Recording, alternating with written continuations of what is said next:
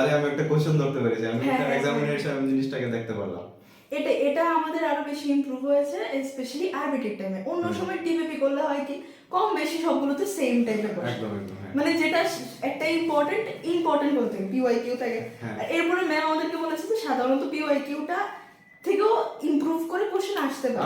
আসে হ্যাঁ, তো আসতে পারে, তো এটার জন্য আমরা আরো ইন ডেপথ একটা বুঝতে পারতাম। হ্যাঁ হ্যাঁ, আরবিটি তো ডিফারেন্ট আছে, স্টেজ 1 আর স্টেজ 2, যেটা আমি প্রিভিয়াসলি ডিসকাস করেছিলাম যে স্টেজ 1 এর কাম হচ্ছে যে তুমি এটা তো সিলেবাসটা শেষ করো, স্টেজ 2 এর কাজ হচ্ছে যে তুমি কেমনে করে জিনিসটা মানে তোমার মার্কস ইমপ্রুভ করা। তো আরবিটির ব্যাপারে কারণ আরবিটি জিনিসটা কি প্রচন্ড ওয়েল, যেহেতু মানে আমি বলবো ওয়েল ইঞ্জিনিয়ার, আমরা যেহেতু মেডিকেল স্টুডেন্ট হতে পারি, but RBT is very well engineer. জিনিসটা কি তোমার প্রতি বছর তুমি আরবিটি তুমি যদি মানে কোনো অ্যাক্সেস যদি কারোর কাছে থাকে, প্রতি বছর আরবিটি কিন্তু প্যাটার্ন বদলাচ্ছে। এমন না যে এই বছরে এই কোশ্চেন সেম কোশ্চেন না। হ্যাঁ 2019 এ আরবিটির প্যাটার্ন একটা ছিল, 24 এর প্যাটার্নটা এমন না, একদম না।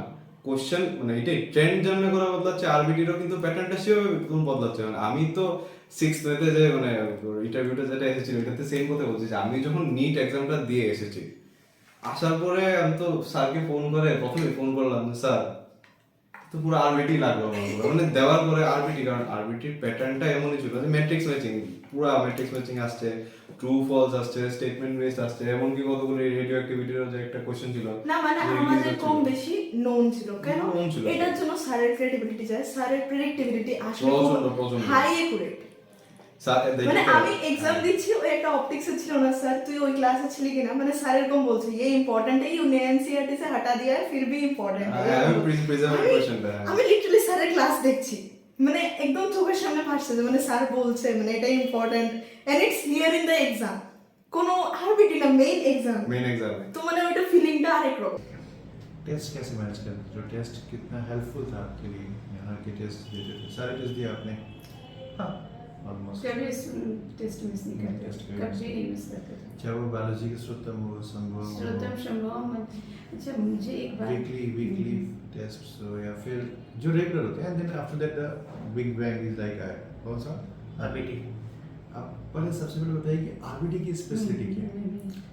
आरबीटी की स्पेशलिटी है कि स्टैंडर्ड नीट क्वेश्चन, मतलब अगर आरबीटी टेस्ट आप सीरियसली देते हो तो डरने का कोई ज़रूरत नहीं, क्योंकि इससे सब लेवल का क्वेश्चन कवर होता है, easy ones, medium ones and tough ones, सब टाइप्स के क्वेश्चन, चाहे स्टेटमेंट हो, असर्शन हो, मैचिंग हो, सब हर एस्पेक्ट को कवर करता है। और ये टेस्ट अगर सही से दिया और सही से एनालाइज किया तो बहुत हेल्पफुल रहेगा आप लोगों के लिए।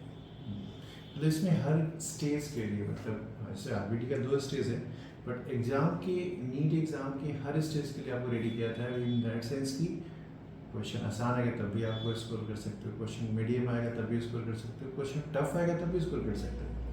तो वो और हर मोड के हिसाब से उसको डिज़ाइन किया गया है, और डे बाई डे उसको हम लोग काफ़ी और भी इम्प्रूव कर रहे हैं। अभी तो कंप्लीट एनसीईआरटी के पेजेस से उठा के क्वेश्चन से वहाँ पे दे रहे हैं, नो इशू, एवरी ईयर एफिकेट होता है चीज़ें। तो टेस्ट बहुत इंपॉर्टेंट है, जैसे आप बोल रहे थे ना, right? But number of test resources उठाना है कि किसी एक टेस्ट पे ज़्यादा फोकस करना है, जो स्टैंडर्ड होना चाहिए, राइट? स्टैंडर्ड वंस एक दो तरह की टेस्ट से फोकस करना चाहिए, राइट, तो नहीं तो डाइवर्शन बहुत बढ़ जाएगा, डाइवर्शन बहुत बढ़ जाएगा, फिर पढ़ने का टाइम ही कम हो जाएगा, इससे क्या फायदा?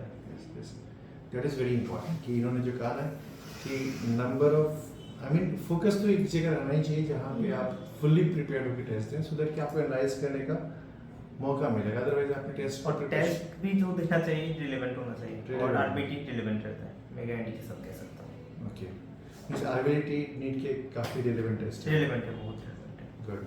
और जो मंथली था वो तो एक पार्ट से स्टार्ट किया था धीरे धीरे, मतलब हम बोले थे आपको जो वीकली मंथली टेस्ट है वो प्रिपेयर करता है आपको इन टर्म्स ऑफ आपकी डेली पढ़ाई कैसे चल रही है, आप उस मंथ में कैसे पढ़ाई किए हो, इन सारे analysis, and then finally goes to the RBT जो कि एकदम आपको लेके जाता है फ्लाई करा के कि यस। क्योंकि मैं आपको शॉकिंग होगी कि मैं आपको बताऊं कि आपके आरबीटी का भी एवरेज स्कोर वही था, याद है आपको? हाँ, 70-80 ऐसा ही कुछ। 80, 90, 690, 700 का भी गया है टेस्ट में, 75 भी गया है, राइट?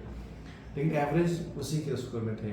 तो अल्टीमेट बच्चों का ऐसा हुआ है कि उसमें अगर आप एक पार्शियल मार्क्स को रखते हो, इन दैट केस आपको बहुत एनर्जी फील होगी कि यस आप डॉक्टर बन ही जाओगे, राइट? मैम कुछ पूछ रहे हैं? मैं बोलूँगी कि आप जैसे आरबीटी दे रहे थे, क्लास 12th भी कर रहे थे, तो ये हमारे जूनियर बच्चे लोग को बताइए जो अभी आरबीटी हमारे यहाँ दे रहे हैं, वो कैसे इस चीज़ को करें? आपने क्या स्ट्रेटेजी फॉलो किया था?